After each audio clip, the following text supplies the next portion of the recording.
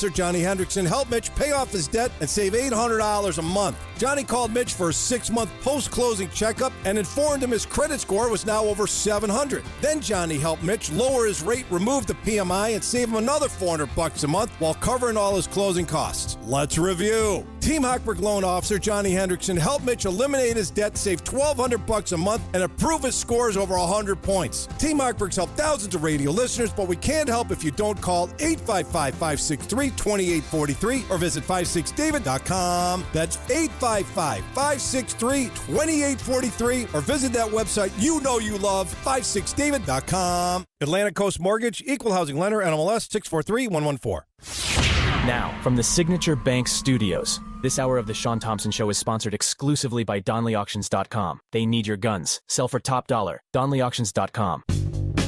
From the streets of Melrose Park to the trading floor of the Merc, he's fought for every dollar he's ever earned. And now, with personal liberty and our system of capitalism under assault in America, he's here to seize back our rights from the government. With a cigar in one hand and a copy of the Declaration of Independence in the other, he's Shaun Thompson.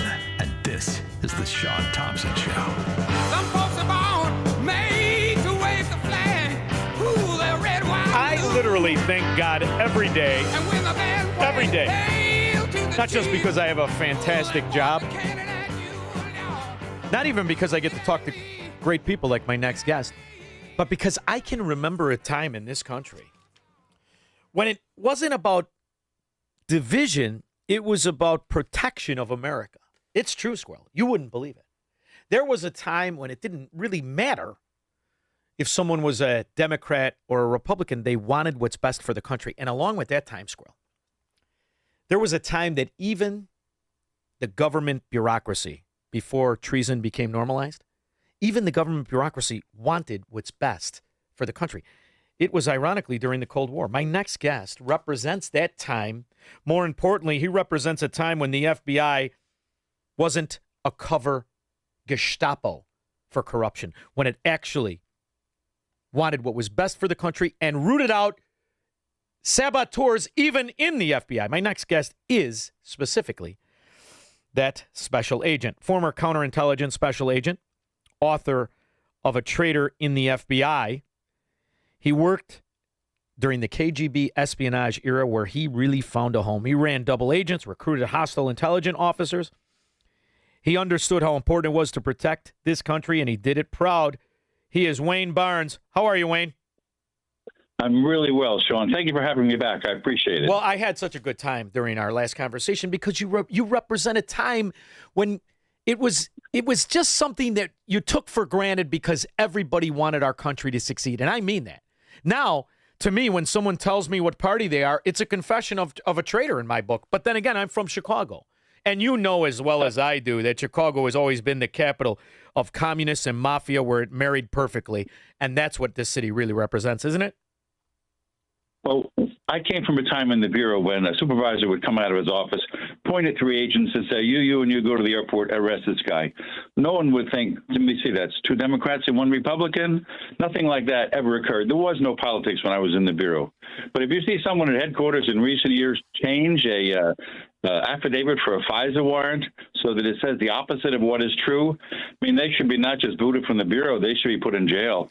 So that's a bad thing to have happen. And, you know, I've always been skeptical of what corruption looks like when it's in law enforcement, not just because I was a huge fan of the movie Serpico or the reality of what that represented. But I didn't, you know, people always had the line where it wasn't a given that FBI agents could actually be so intellectually corrupted, philosophically corrupted, they could represent the downfall of the country. It was one thing to look over a couple of bookmakers in New Jersey. But at this level of what you've seen, when you yourself were essential in recognizing a traitor in the FBI, why don't you fill the people in who didn't catch our first interview on specifically what case that was? Oh, we spoke on April 6th, and my book, A Traitor in the FBI, The Hunt for a Russian Mole, it came out on the next day, April 7th. And usually a first-time author has a difficult time getting through publication. I had sent my manuscript to the FBI pre-publication review in 2016. It took 7 years for them finally to approve it. So that wasn't anything political, but they had never had anyone with the temerity submit a manuscript which had been completely classified as though it was a sensitive case in the FBI. Anyway, it came out April 7th. It sold out by 3 o'clock on Amazon, which is rare if your name isn't from politics or Hollywood. And it went on to be the #1 new release bestseller for the next month. So I've traveled, I've done book tours in New Jersey and Pennsylvania, other places, and it's just gone really well. There's more to say on that. Let me get back to your issue. I can't knock the people I've met, even recently in retirement in the FBI. I would say that when the Mar-a-Lago search took place, I don't believe there was one person from the Miami division who was there, not SWAT teams, not investigators, and they were kind of isolated from it. That would make it your area that you were describing, which may have had political overtones to it, came out of Washington, D.C., came out of the Department of Justice, did not come out of the on-the-street FBI agents. They're out there still working hard. They're catching fugitives, healthcare fraud in a big way, and doing all the cases that they should be doing, drugs and organized crime, that sort of thing. So there are few, but the ones who were in the Bureau, Strzok and Page, where they think they can change the election, that's brutal and should never, ever have happened.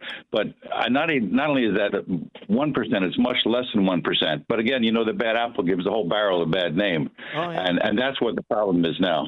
And I'll be very frank with you. I do that in Chicago, and I've done that for years, not just because in my neighborhood, FBI stood for Forever Bothering Italians, but because, a quarter mile away from the FBI headquarters was the greatest mafia that was destroying the quality of life of Chicagoans and Illinoisans, and that was the political mafia, short in the pants mafia, by the Madigans, the Burks, and the Dailies, and the rest of it. And, you keep waiting for a good guy, for even the Lone Ranger, for anybody to come out of the woodwork and say, enough is enough. This is enough political corruption. But, I'm also fascinated in what you've also been aware of before you got to the FBI. There was scandal, and there always is. The problem with any job is that it's occupied by a human being. And jobs don't have virtue per se. Human beings do. Now, there was a time when the bulk of the human beings that would even apply for the FBI, for the most part, were of great standing character. And I'm wondering how you think it rubs off. And I've interviewed some guys like yourself, some retired good FBI guys. I mean, one of my favorite interviews is John O'Connor, who was the lawyer during the Watergate era, and friends of all of the people in that era, and he's an absolutely wonderful gem of a guy. But when you look at the evidence of what the FBI did with Obama and how they carved a pathway for Joe Biden's crackhead degenerate son to be used as a front on phony companies with Chinese communists, with the former Soviet Union, you as somebody who understands what the Soviet Union was. We kept, during this whole Ukraine thing, I kept for somebody to say, well, you do realize 4 of the Soviet leaders were Ukrainian, and they were the most corrupt country after the collapse of the Iron Curtain. Maybe we should be a little suspicious of the fact the vice president's son is on one of their 2 only energy companies there. So were you amazed at how that was all able to be shelved and that information hidden and the laptop protected from reality? Yeah, I will say that was a pretty terrible circumstance. But speaking out is, you have to be in the right place. You have to have the right microphone. My part, I had a small part in it, but to me it was significant. A retired assistant director who since passed away, Kevin Brock, he knew hundreds and hundreds of agents. And John Solomon, who started the news service Just the News, is a conservative level reporting. Yes. And he called me and he said, Kevin Brock, former assistant director, gave me your name as a signature expert, a handwriting expert. So he had access to the receipt for the laptop that Hunter Biden signed when he turned his laptop at the Delaware repair shop. And he said, all I want to know is that his signature? Well, that was right up my alley. I've been doing signatures and handwriting since 1977. The Bureau doesn't have any specific cases regarding handwriting, but I had gained a skill. So I took it and I analyzed it, and both for personality analysis and for whether something was a forgery, it was unequivocally his signature on the receipt. I wrote a 20-page report, 10 pages about signatures in general and why they're significant. That is, when you write your signature on a page, you're writing yourself on the page. You may not know that, but you do. Yeah. And then also why this one was his signature. based on another 30 or so signatures, which I located. Then a week or so later, the, quote, 51 intelligence professionals came out indicating that that was all Russian disinformation. That was a very specific moment in time because they all knew they were all lying. They weren't just leaning on somebody else who said, yeah, just get along with us and do this. I believe that under President Trump, they all lost whatever clearances they had, which was appropriate, but they lied to the public. They knew it, and they knew it was a good laptop. All the things that were in there. I was in the Washington office. I was the undercover coordinator. I'd worked a record number of hours of FaceTime against Romanians, Czechs, Poles, Russians, KGB, GRU. I was kind of Mr. Undercover at one point. I even wrote the handbook for the FBI. I had to work counterintelligence undercover. So when you set up backstopping for something, it's complicated. Where you live, what your story is supposed to be, your legend, as we would call it. Yes. And the items that were in that laptop that were so extensive and so detailed, I say this with pride and humility, I could not have set up a backstopping like that if it were going to be fake. It was beyond me, and that's one reason I said, hey, I couldn't even have done this. It's too far in the way of truth and accurate information. But once you find that out, it's obvious. Now, I will give you the example that I gave to people who had asked me at the time. I said there was, for instance, an email that went from someone at the State Department to someone at the Commerce Department. And there's all sorts of, not code much, but different letters and numbers and transmission information that are on these things, which have to be the way they are to get a document from one location to another. And I said, well, here's the way it starts. Go to the guy at the State Department and say, did you send this email? And then go to the guy at the Department of Commerce and say, did you receive this email? And when they both say yes, you say, okay. And then you go to the next one and the next one. And pretty much you find out everything there was true. Everything was real. So it's hard to, even then in that era, trying to make a photo where it's got Hunter Biden with whatever women he was with and whatever positions. It's a confession. Someone try to do that. Yes. You know, as a scam, it was just all too real. But the idea of the backstopping for what would look like a false computer with all the information in, and many gigabytes of information, you could not set it up. It turns out once you see that nothing is untruthful, you can't find something which would not be the truth. That meant the whole thing was, as my friends would say, for looking at it. Throw the whole thing away. And it was true, but I don't know why. So then Brennan and the other former intelligence chiefs under Biden, I don't know why they did what they did. It was strictly political, not based upon logic, not based upon investigation. If anything else, I would tell you that 14,000 FBI agents, we are investigators. Turn over every rock in the stream, try to find mud. If there's no mud, keep going up the stream, splash up the stream, covering your leads until it's all clear. And then it's either one way or the other. Well, that's what the Bureau does. They do it so well. But so that kind of, I don't know who was authorized even to investigate it, but I did my part of it, and I was happy to participate. So, Wayne, in Chicago, this is called when you have clout, right? In Chicago, clout, political clout specifically, but not exclusively. You could be all kinds of clout. But when you have that kind of clout, you can be arrogant in your corruption. Because what that, in essence, mean, it's a wink and a nod to say, the guy on the inside, we got him. Whether he's an investigator in the police department, whether he's an investigator in the revenue department of Illinois, whatever the case is, we've got enough clout to get away with it.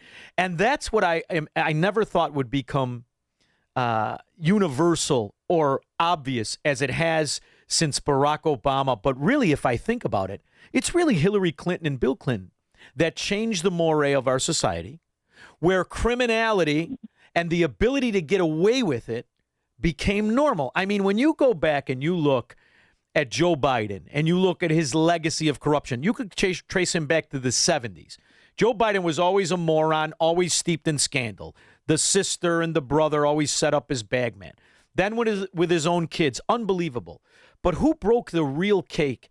It's really Bill Clinton that normalized this lack of dignity among Americans or constituents to accept politicians who were stealing from them. When you look at Whitewater, it's amazing how few Americans even know how ridiculous that scam was and that scandal and the way that they got away with it. I'm curious. I trace it back to what broke the morals of America as Bill Clinton. What do you trace it back to? You mean, Bill, I didn't inhale Clinton, that guy? How ridiculous. The whole thing. But remember Arkansas and remember the scandal of Arkansas.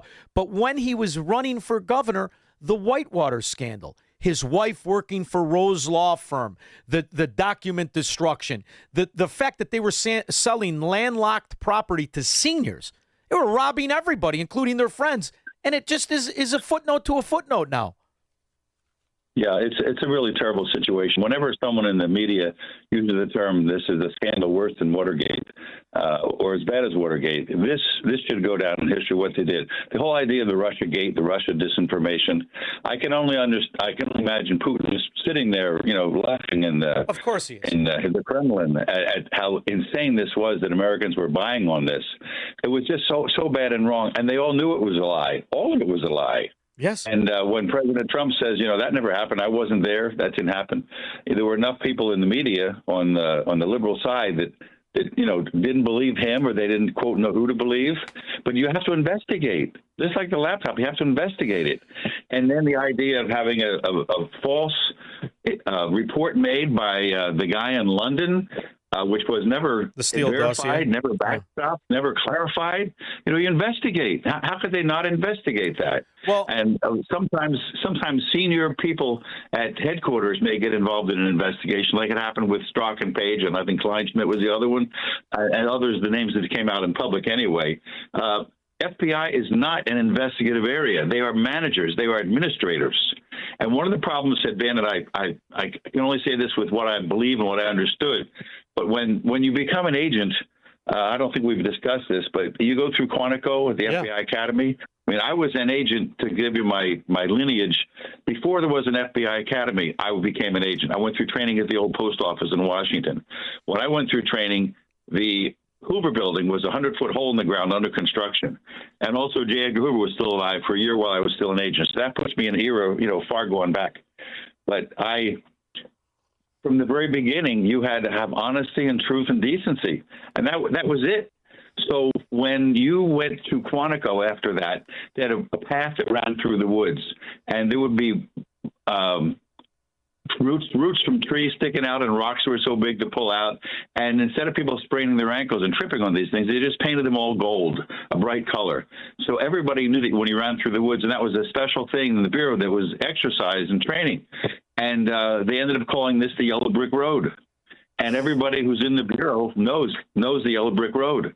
And there were two fellows in new headquarters, and they were in a three-way discussion. And the other fellow, he said something that just didn't make any sense, but Bureau-wise.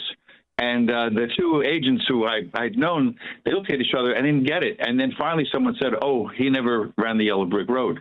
He did not know the culture of the Bureau from the beginning when you start out. Not as a grunt, but in the Marine Corps you'd call it as a grunt when you start as a new agent. And then you work your way up.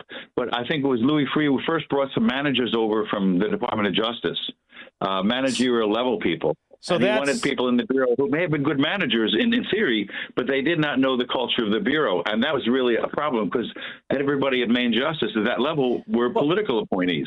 And that I think is what was the inception of where it began, that there was political leanings inside the Bureau at headquarters. Well, and the other thing, that was that. The other thing you need some guys who are smart enough to spot the scam, right? Like the Clinton Foundation.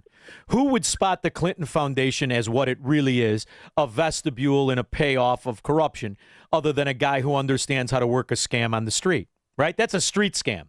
So you set up the phony entity. It doesn't really exist. It doesn't do anything, but it hides behind the veneer of legitimacy. And you look at the ebbs and flows of money in and out of it, depending on where the Clintons are in the power structure of government. And, this is what I was thinking of the whole time with the Russia Gate, with Trump.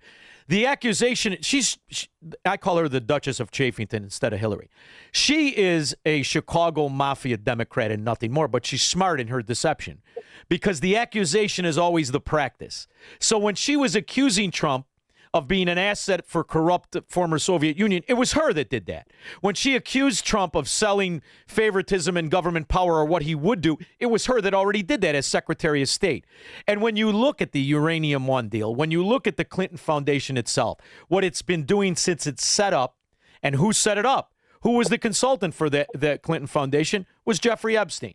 And he used it as a vestibule of payoff. And they robbed billions of dollars since Haiti had the earthquake, and really since Bill was molesting Monica. And it's worked. Now, the FBI has to have somebody in there that runs a street scam to spot it for what it is. Do you think they're investigating it? Well, you know that I'm only able to talk about what I was involved with or what I know from at least close-hand information.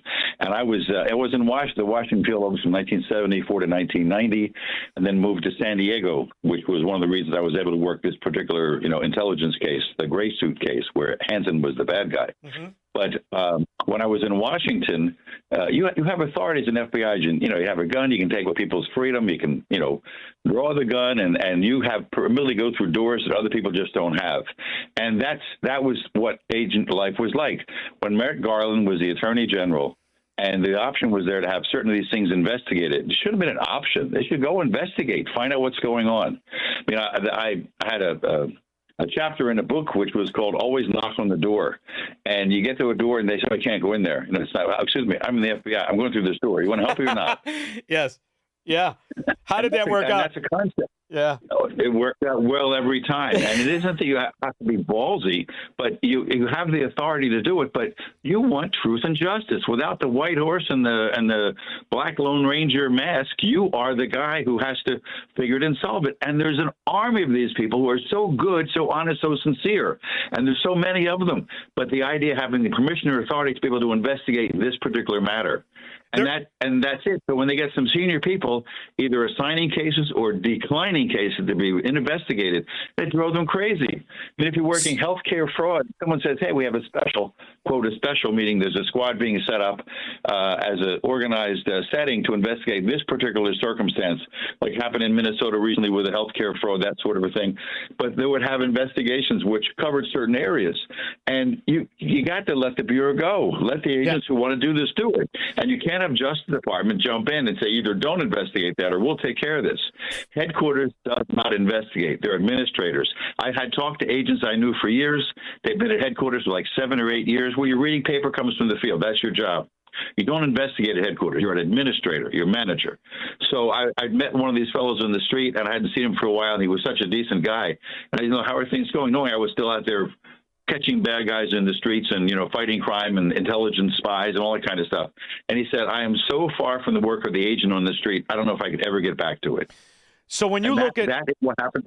So when you settle into headquarters, so that some of these cases I mentioned, some of these aspects regarding what Hillary was doing, the other aspects with Clinton, et cetera, they had people at headquarters looking into these things, and they're no longer investigators. You have to have it signed to the squad on the street, in the Washington field office, or Baltimore, or Alexandria, or somewhere, and those agents investigate. If they change the path, if they change the hierarchy and say, no, we're investigating at headquarters. No, you're not. You read paper. You read my paper, I write it. So that is what bollocks an awful lot of things. And I'm sorry to say, I don't know what the recovery situation. Hopefully it gets better with what Kash Patel is doing. But when people talk about individuals getting fired because they were for or against Trump, no one should be for or against anybody in the Bureau. I don't think they should vote. I don't think they should vote. I think they should abstain. You shouldn't tell anybody who you vote for. And they don't. Yeah. And they did. There was just no politics. I love That's all a recent thing.